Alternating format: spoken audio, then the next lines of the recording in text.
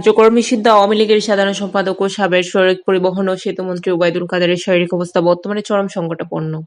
কলকাতার অ্যাপোলো হাসপাতালে ভেন্টিলেশন থাকায় প্রভাবশালী রাজনীতিককে আর নতুন কোনো ধরনের চিকিৎসা দেওয়া সম্ভব হচ্ছে না বলে জানিয়েছে হাসপাতাল সূত্র। পরিবারের সিদ্ধান্ত অনুযায়ী তাকে হাসপাতাল থেকে কলকাতার নিজ বাড়িতে ফিরিয়ে নেওয়ার প্রস্তুতি নেওয়া হচ্ছে। সেখানে চিকিৎসক, লাইফ সাপোর্ট এবং প্রয়োজনীয় মেডিকেল সুবিধার মধ্যেই তাকে রাখা হবে। জুলাইয়ের গণঅভ্যুত্থানের পর বাংলাদেশ ছেড়ে ভারতে পালিয়ে যান ওবায়দুল কাদের। সেই সময় থেকে তিনি কলকাতায় অবস্থান করেছিলেন। চলতি বছরের 2 জানুয়ারি হঠাৎ করে তার শারীরিক অবস্থার মারাত্মক অবনতি ঘটে। প্রায় অচেতন অবস্থায় তাকে কলকাতার বাইপাস সংলগ্ন অ্যাপোলো হাসপাতালে ভর্তি করা হয়। বার্ধক্যজনিত একাধিক জটিল রোগে তিনি দীর্ঘদিন ধরেই ভুগছিলেন। জানা গেছে, নিউ টাউনে তার বাসায় আগে থেকে অক্সিজেন সাপোর্ট চলছিল। হাসপাতালের নিবিড় পরিচর্যা কেন্দ্রে নেওয়ার পর তাকে ভেন্টিলেশন দেওয়া হয়। তখন চিকিৎসকেরা জানিয়েছিলেন তিনি চিকিৎসায় সাড়া দিচ্ছেন, তবে অবস্থা অত্যন্ত সংকটাপন্ন।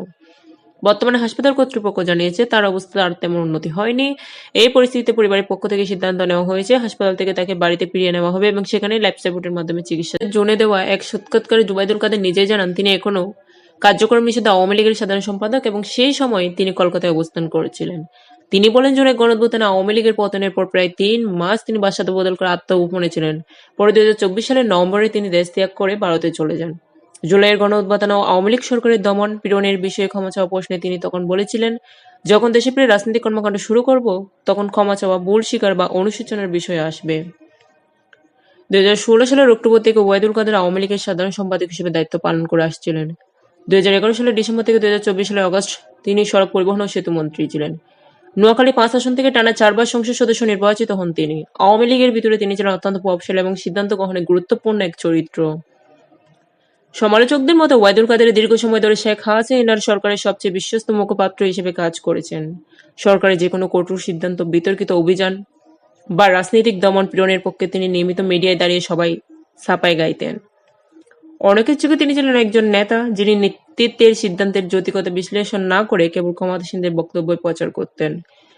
এই কারণে বিরোধী মহল ও সামাজিক মাধ্যমে তাকে ব্যঙ্গ করে বলা হতো কাওয়া কাদের, অর্থাৎ এমন একজন যিনি খাঁকের মতো কেবল উপর থেকে দেওয়া কথা বারবার আওড়ান। বাংলাদেশের রাজনৈতিক সংস্কৃতিকে প্রতিপক্ষকে ব্যঙ্গ করে উপাধি দেওয়া নতুন কিছু নয়। কাওয়া কাদের নামটি মূলত বিরোধী দল ও সমালোচকদের তৈরি একটি রাজনৈতিক ট্যাগ। এই নামের মাধ্যমে তারা বোঝাতে চেয়েছে ওবায়দুল কাদের ছিলেন সরকারের প্রধান প্রচারক ও ডাল, যিনি সব বিতর্কিত কর্মকাণ্ডকে ন্যায্য প্রমাণ করার চেষ্টা করতেন। তার রাজনৈতিক জীবনে বহুবার এমন বক্তব্য এসেছে যা বিরোধী দল, আন্দোলনকারী ছাত্র সমাজ ও নাগরিক সমাজকে ক্ষুব্ধ করেছে।